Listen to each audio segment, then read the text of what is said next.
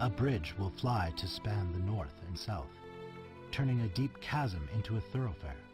Walls of stone will stand upstream to the west, to hold back Wushan's clouds and rain, till a smooth lake rises in the narrow gorges. This is another of Mao Zedong's poems. It describes a China of the future. A similar dream was envisaged by Sun Yat-sen in his plans for national reconstruction. Sun, the architect of the Qing dynasty's downfall, who lived at a time when China was backward and poverty-stricken, would have been astonished at the transformation wrought by the members of the Communist Party. It was they who realized his dream that the land is put to best use, material resources are turned to good account, and the smooth flow of goods is ensured.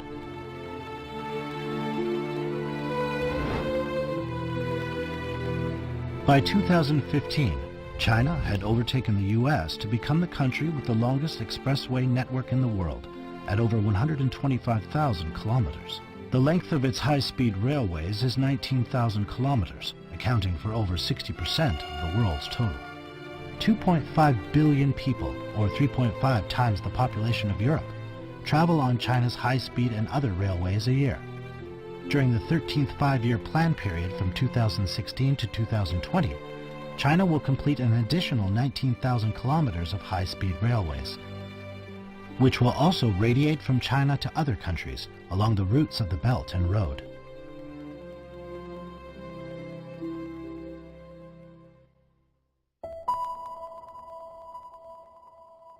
我们相信，中国一定有个可赞美的光明前途。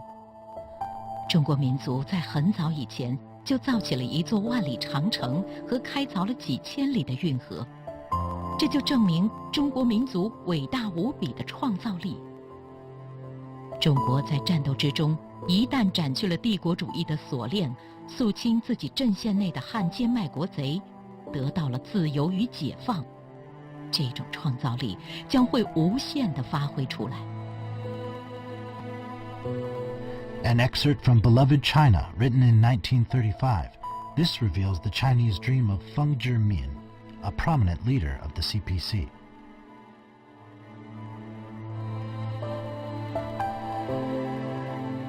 到那时，中国的面貌将会被我们改造一新，所有的贫穷和灾荒、混乱和仇杀、饥饿和寒冷、疾病和瘟疫、迷信和愚昧，以及那慢性的杀灭中国民族的鸦片毒物，这些等等都是帝国主义带给我们可憎的赠品，将来也要随着帝国主义的赶走而离去中国了。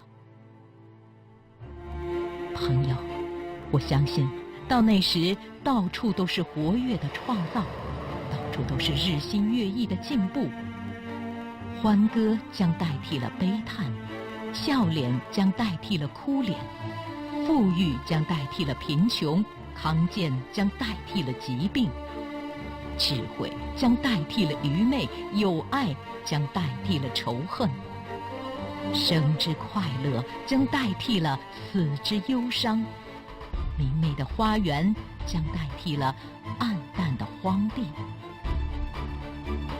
这时，我们的民族就可以无愧色地立在人类的面前，而生育我们的母亲也会最美丽地装饰起来，与世界上各位母亲平等地携手了。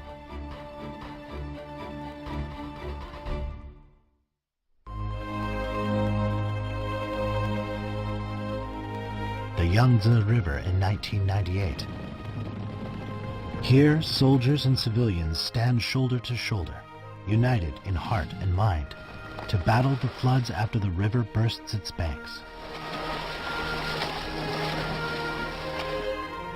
哪里有困难，哪里就有解放军。 It's 2003. The whole nation has been mobilized to fight and check the spread of the deadly SARS virus. 万众一心，众志成城，科学防治，战胜非典。 This is earthquake-devastated Wenchuan in 2008. Despite their own suffering, everyone comes to the aid of those in need.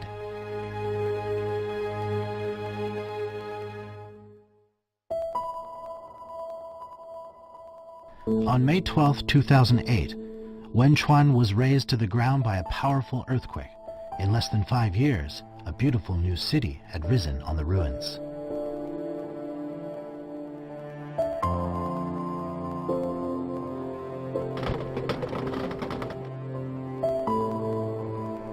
When Yushu in Shanghai was struck by a succession of 6 earthquakes, each with a magnitude of more than 7.1, the town was wiped from the map in the blink of an eye.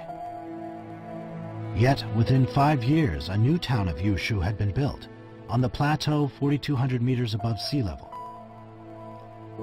The new town, which was far more attractive than the old one, led people around the world to wonder, how was it that the Chinese nation could emerge from disasters and crises time and time again?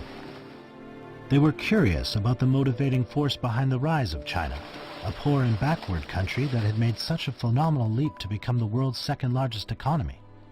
Those who asked were told, it is because of history, and the people chose the Communist Party as the leader of China.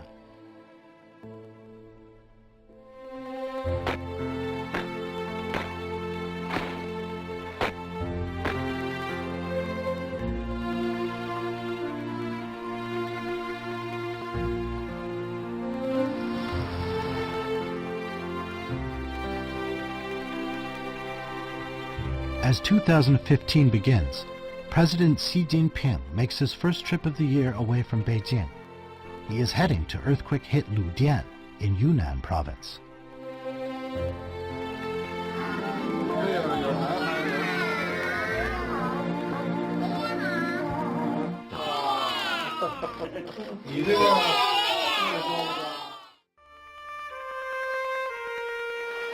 In the past 95 years since its founding, the CPC has, by displaying a pioneering spirit, overcome great hardships to record tremendous achievements.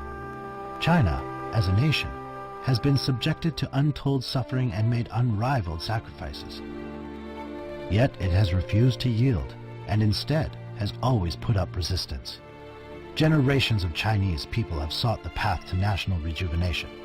Finally, led by the CPC, they took their destiny into their own hands and established New China.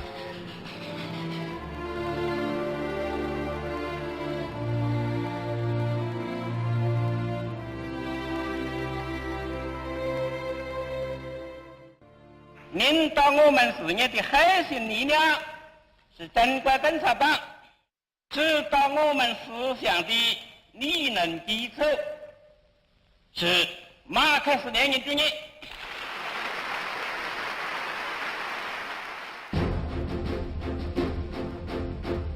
In the past 95 years since its founding, the CPC has overcome all the obstacles facing it, even as the world underwent earth-shattering changes. Since China introduced the reform and opening in the late 1970s, members of the CPC have, through a process of review and exploration, found the right path to the rejuvenation of the Chinese nation.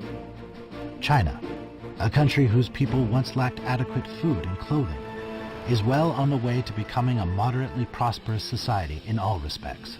It enjoys unprecedented international prestige and influence, and its rapid development has been described in the international media as the most significant global change for decades.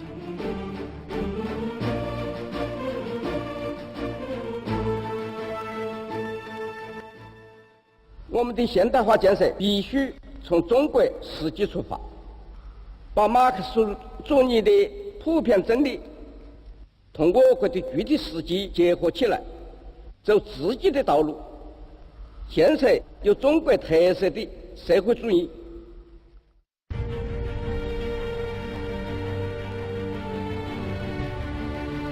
In the years since its founding, the CPC has braved powerful winds. After more than 170 years of continuous struggle since the First Opium War of 1840, the prospects for the rejuvenation of the Chinese nation have become brighter and brighter. The Chinese nation's dream of national rejuvenation is like the sun rising above the horizon. President Xi Jinping said, "Today we are closer than at any time in history to attaining the goal of the rejuvenation of the Chinese nation.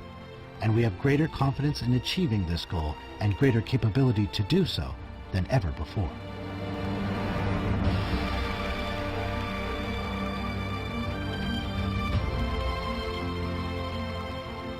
我坚信，中国共产党成立100周年时，全面建成小康社会的目标一定能够实现。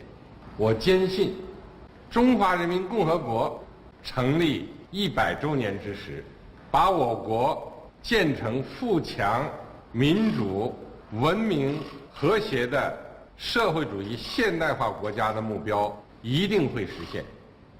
我更坚信，中华民族伟大复兴的梦想一定会实现。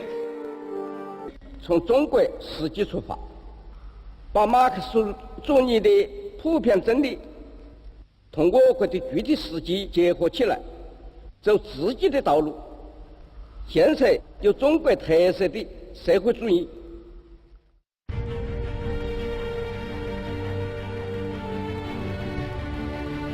In the years since its founding, the CPC has braved powerful winds. After more than 170 years of continuous struggle since the First Opium War of 1840, the prospects for the rejuvenation of the Chinese nation have become brighter and brighter. The Chinese nation's dream of national rejuvenation is like the sun rising above the horizon. President Xi Jinping said, "Today we are closer than at any time in history to attaining the goal of the rejuvenation of the Chinese nation, and we have greater confidence in achieving this goal and greater capability to do so than ever before."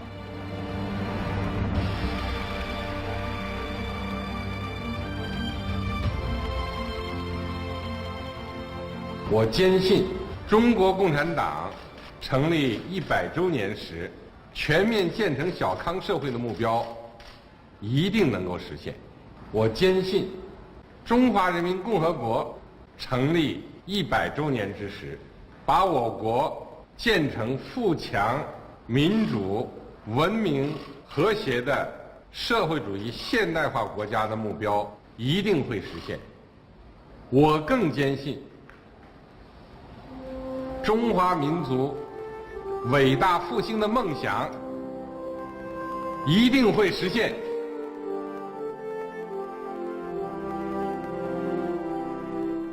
When the CPC had no more than 50 members, they hoisted a banner of hope in the darkness.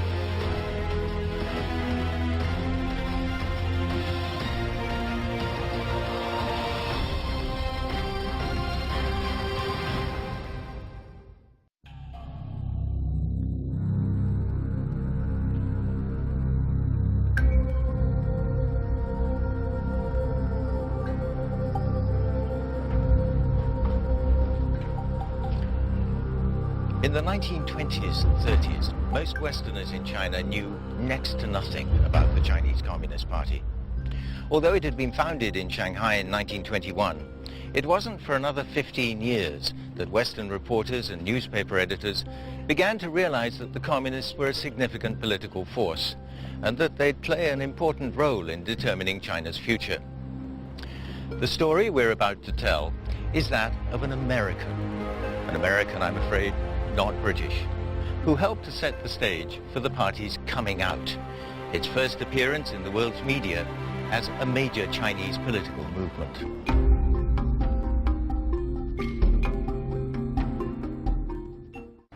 One rainy afternoon in February 1917, a young man named J.B. Powell came to the Astor House Hotel here in Wangpu Road to meet Thomas Millard. They'd both been students at the College of Journalism at the University of Missouri in the United States. Millard had invited Powell to join him in Shanghai to help him run a newspaper. They met here in the hotel lobby. Millard had realized that China had no weekly English-language newspaper dealing with political affairs from an American perspective. Shanghai was full of Westerners from all the major powers. This, he thought, was a niche which was just waiting to be filled. Powell asked him, "What are we going to put in this newspaper?" "Anything we damn well please," Millard replied. They called it Millard's Review of the Far East.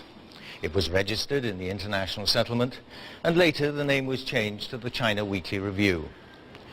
Before long, they had more news than they knew what to do with. In China, Powell said, the pot was constantly boiling over.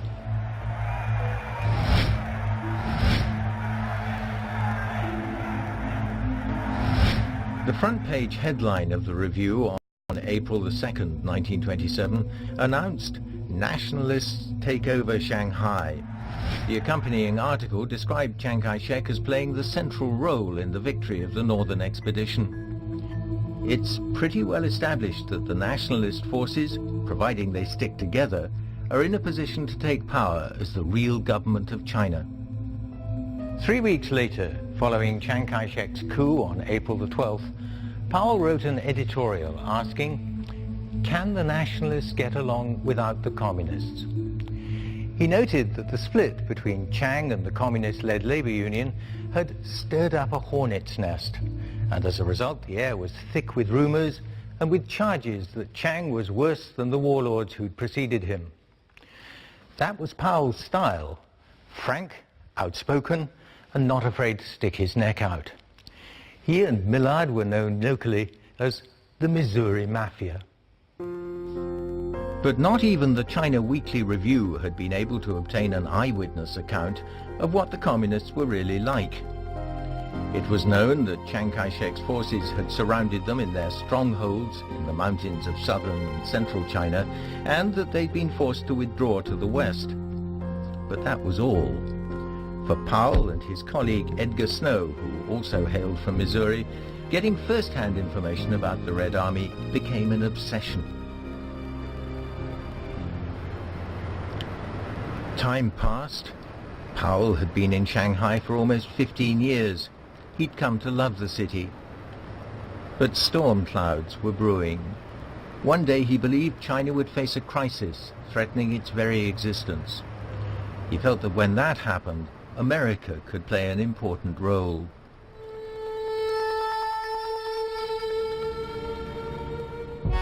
On September the 18th, 1931, the Japanese invaded Manchuria. 4 months later, they launched the Battle of Shanghai, which ended with the city being declared a demilitarized zone. These were the opening skirmishes of the Pacific War. Only in the late 1930s did the West begin to understand that the communists and the Chinese nationalists could tie down Japanese forces, relieving the pressure on the Allies from the Axis powers. By then, the West had learnt more about the communists and their mysterious leader, Mao Zedong. One of the earliest accounts appeared in this journal, the National Review, published in Chinese in Paris in 1936. It was entitled Red Army Travelogue and gave the first detailed description of the Long March. The author was a certain Lien Chun, who turned out to be none other than Chen Yun, who'd been sent from Zunyi to Shanghai to report to the Comintern and had then made his